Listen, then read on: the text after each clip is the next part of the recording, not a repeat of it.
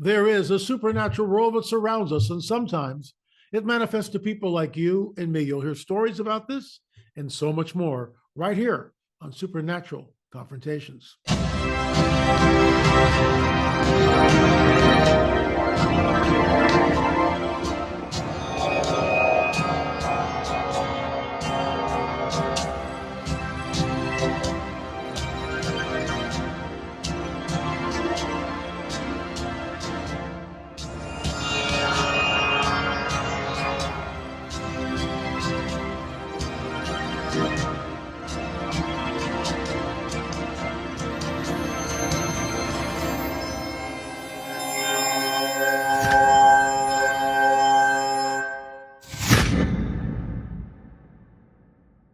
Very special guest today. He blows up our channel every time he's on, Scott Carpenter.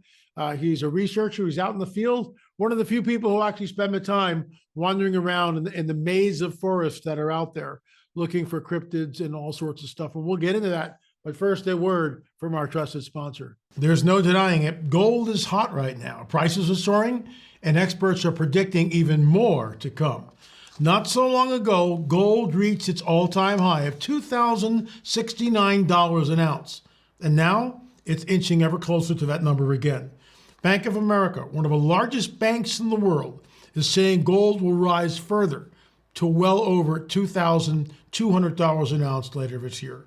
So what is the truth?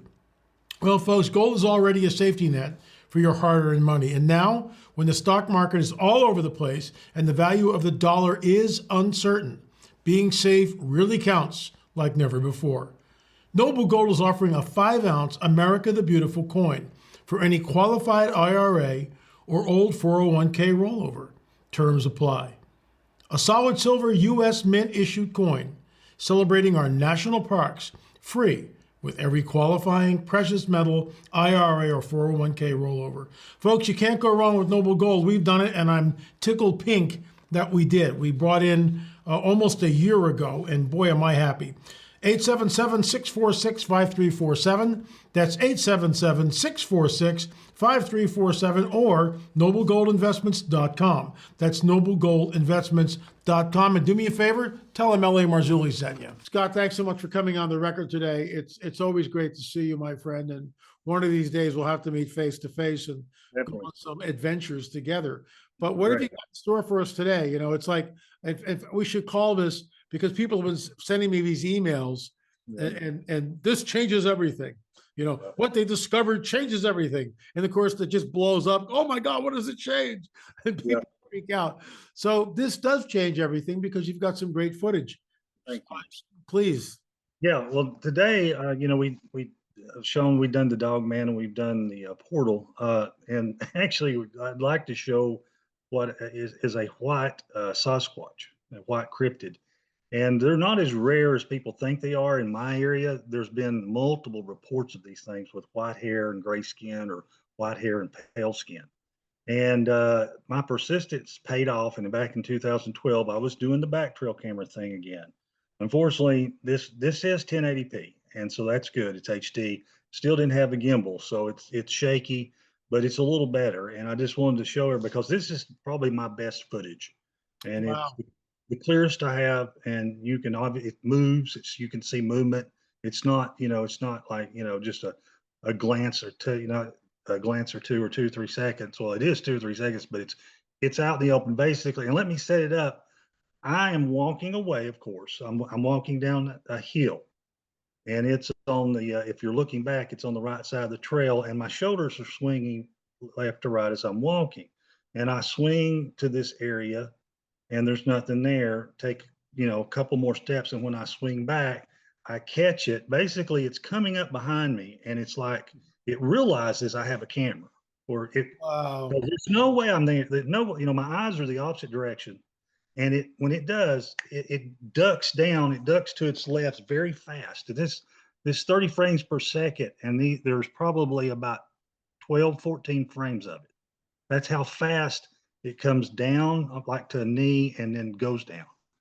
And it's just amazing how fast they are. And the footage I've got is probably, I think I slowed it down, you know, 50%, maybe 40%. So and it's still very fast. And you'll see once we get into the footage. I'm really looking forward to that. You know, it's amazing. They know. I mean, you know, how does it know that you've got a camera on your backpack? I mean, give me a break. But they Yeah, know. It's just yeah, they like know. I remember Ron Moorhead telling me that um, they when they first heard the noises and these creatures were up there, Sierra sounds, and this is like the first thing. So they go out and put a couple of game trail cameras up and some food. And they figured, no worries, you know, we'll figure out what's going on. No, no, no, no, not anything like it. The game trails are knocked down. All the food is eaten. It's just Exactly. Yeah, they know. They know. They have the ability to find and sense our technology, and they can disable it multiple ways. I mean, they can zap the batteries. They're intelligent enough just to sneak around behind it, like you say. And you know, I've boom. suffered. Yeah, suffered the same things. They've done all kinds of things. Lay sticks in front of it, you know, knock it off the tree, crush it. I mean, you know, everything. And then when they finally do something, they'll do something really silly, like they'll lick it, or they'll stick their eye in it, and you'll just get you'll just get this video of this large eye, or you'll get a tongue. You know, literally, I've got a video of a tongue of it licking the camera, and it's like, you know, I think they just mess with us. I think Absolutely. That's exactly what they're doing. they're Anyway, just messing with us. yeah, that's incredible. So let's roll the footage and take a gander at it. So here at the beginning, I'm showing you that's the setup. Just that's how basic my setup was. That's a Handycam 1080p camera strapped to my shoulder. That's exactly how I got this footage.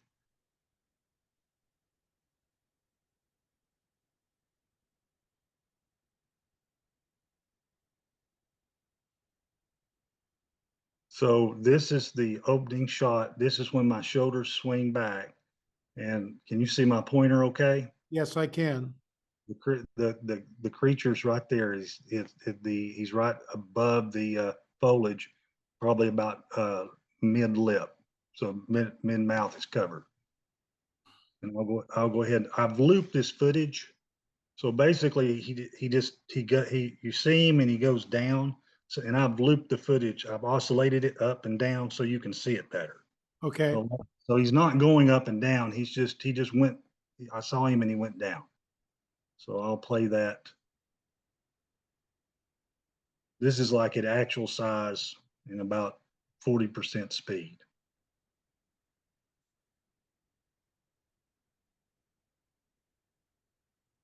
There he goes. Yeah, I mean, you can see him ducking down. Yeah. It's amazing. They all do the same thing.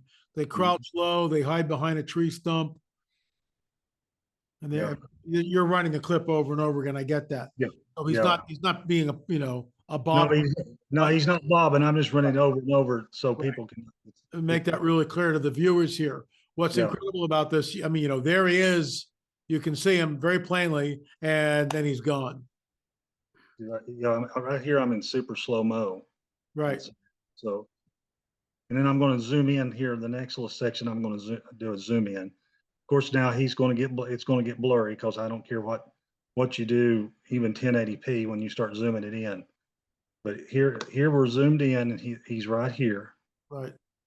And you can see his eyes and his nose, top of his head, and a little bit of his shoulder.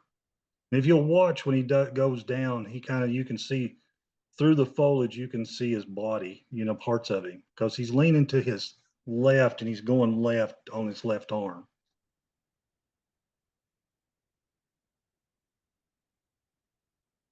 Huh.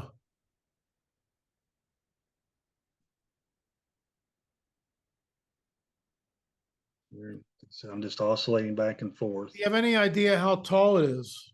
Yes, I actually have measurements. I went back later and I used a tree that was near him and Okay. did the measurements, and then I've actually got that in the video for you. So here I just wanted to show, this is going to be blurry, but he picks his hand up and like, you know, he's got his hand here and he picks it up to put it down, because you know how the critics and the hypercritics are, you know, they just immediately attack this. Oh, it's just a clump of white leaves, and matrixing. And so I'm showing this to show people that this is more than just the head. You can actually see the fingers articulating. So let's run that real quick. I like to give everybody the full facts, but if you'll look right here above my pointer, you'll see the hand come up and go down. So it's right there. You know, it almost looks like a gray alien. Yeah, it does. It until you get like closer to it, of course, it's all mishmash there because of the speed Yeah, at which. because it's grayish skin and then these big black eyes. Yeah, I'm It just really looks to me like a gray. yeah. I just did that. That's the hand coming up right there. That's super zoom, but you can see it. Now you can see something's going on. I mean, Yeah, something's coming up and back. something's coming So, up. yeah, there's I guess I did that just to show there's more than just the head. So here's where I get to the part with the tree comparison size.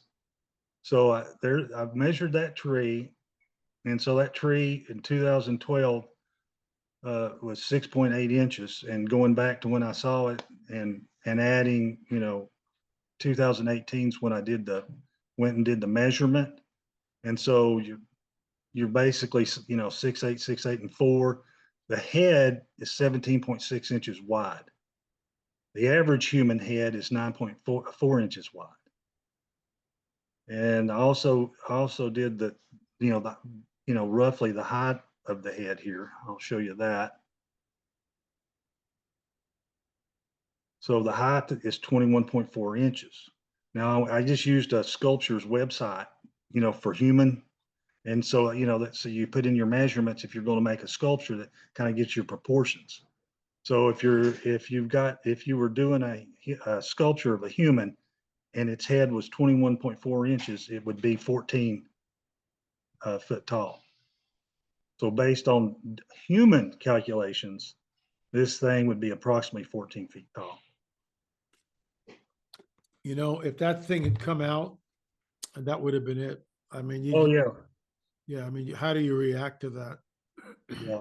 Now this is the untouched blow up of one of the frames. All I've adjusted here is your contrast, sharpened it, did a little bit deblurring, but that's it. That's the best frame. And Very strange looking, right? yeah, very strange looking. The hair actually kind of like falls in the front of the face, like on the nose. It almost looks like, here's a good shot. It almost looks like, he's got a Trojan helmet on, like, cause it comes down to the side and he has the white hair here coming in the middle, and he's got white hair on his cheeks, just kind of lonesome looking eyes. It's hard to tell here, but on the PC where you can blow it up, his eyes are yellow. Wow. And they were pinpoint. They weren't, normally you hear of a Sasquatch, he's got the big black eyes, and this one had yellow eyes with the smaller pupils. Let me throw this at you. We know from the biblical narrative, and you and I have talked about this before, that Russ Dizdar used to call the beasts of the earth Therion in the book of Revelation.